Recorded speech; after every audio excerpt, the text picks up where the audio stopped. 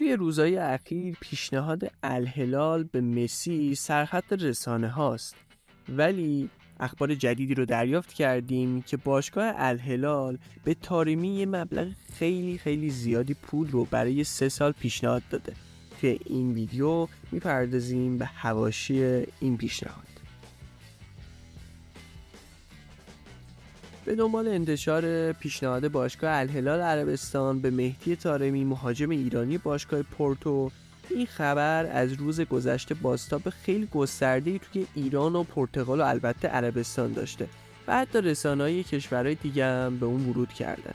یکی از این رسانه‌ها وبسایت توتو مرکاتو ایتالیا است که مدعی شده باشگاه الهلال به طارمی پیشنهاد 3 ساله ارائه کرده.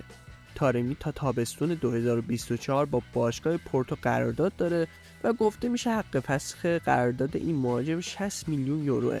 از سوی دیگر بعضی از رسانه‌های پرتغالی مدعی شدن سرمربی پورتو مخالف جدایی طارمیه و برای فصل آینده هم روش حساب کرده.